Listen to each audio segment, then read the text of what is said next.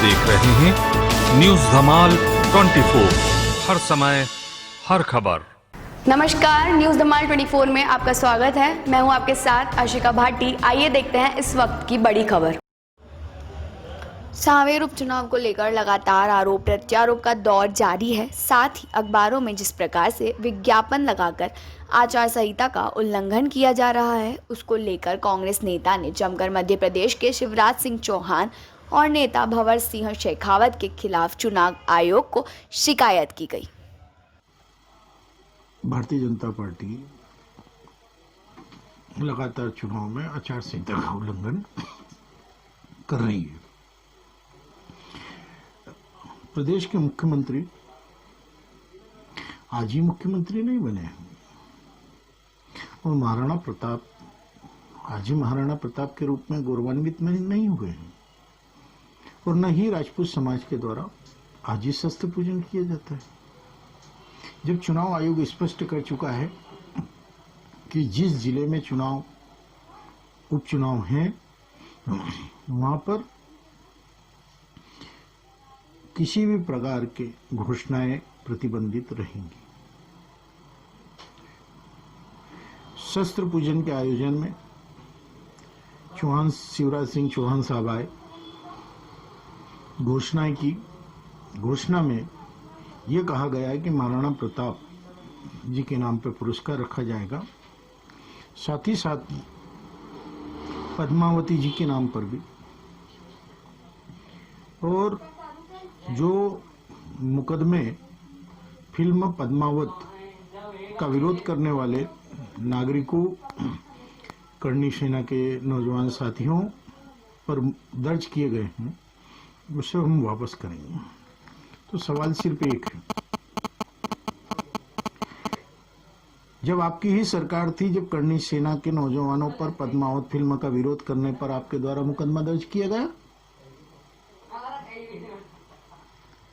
महाराणा प्रताप जी आज ही तो महान नहीं बने, विगत 15 सालों से आप प्रदेश के मुख्यमंत्री हैं, तो आज ही महाराणा प्रताप जी पर पुरस्कार की घोषणा क्यों? पहले भी की जा सकती थी। किसी भी पुरस्कार की घोषणा करने के लिए राज्य सरकार के नियम और कायदे कानून हैं। महाराणा प्रताप केवल भारतीय जनता पार्टी के लिए आदरणीय नहीं है, हमारे लिए आदरणीय है। और मैं शिवराज सिंह चौहान पर सीधा सीधा आरोप लगा रहा हूं कि जब महाराणा प्रताप जी की प्रतिमा जो मऊ नाके में बीचों बीच स्थापित थी, सड़क के चौड़ीकरण के चलते उसे एक कोने में कर दिया गया। अगर शहर के विकास के प्रति आपकी प्रतिबद्धता थी, नगर निगम जो भारतीय जनता पार्टी की थी, उस पर भारतीय जनता पार्टी काबिज थी, उसकी प्रतिबद्धता थी, तो महाराणा प्रताप की प्रतिमा पीछे क्यों कर दी गई और उसके पास में दूसरे नेता की प्रतिमा बीचों बीच में स्थापित कर दी गई? ऐसा क्यों? आदरणीय लक्ष्मण सिंह गौड़ जी मेरे परम मित्र रहे, बचपन में हैं, बचपन के साथी रहे। उनकी प्रतिमा पास में कहीं और भी स्थापित की जा सकती थी। लक्ष्मण सिंह चौहान तरण पुष्कर के आसपास के क्षेत्रों में जहां महाराणा प्रताप की प्रतिमा से मऊ नाके की पहचान स्थापित थी, उसे एकदम कोने में ले जाकर के स्थापित करके भारतीय जनता पार्टी ने यह बता दिया था कि उनके लिए अहमियत क्या है। आज चुनाव का समय, आपको महाराणा प्रताप जी याद आ गए? आपको चुनाव का समय है, उन नौजवानों पर आपकी ही सरकार के द्वारा लगाए गए मुकदमे याद आ गए।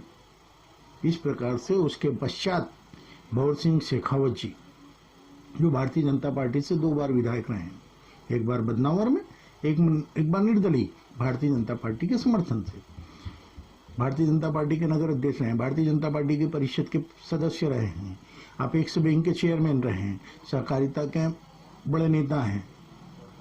उनके द्वारा विज्ञापन दिया गया आज बड़े बड़े समाचार पत्रों में लाखों रुपए के, इस पुरस्कार की घोषणा के बाद, और नीचे लिखा गया निवेदक राजपूत समाज।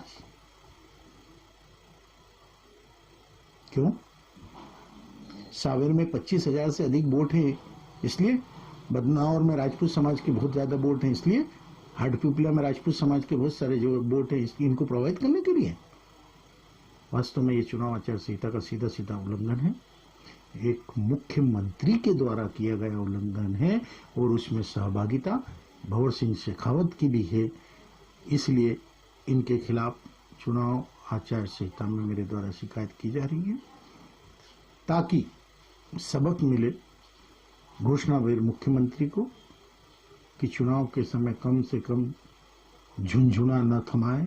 और जिस समाज को ये झुंझुना थमाने की कोशिश कर रहे हैं आज़ादी के समर में, उस समाज ने इनकलाब का नारा देते हुए तलवारें थामी थी। वो समाज तलवारें थामना जानता है राष्ट्र के निर्माण के लिए, राष्ट्र पे आए संकट के लिए।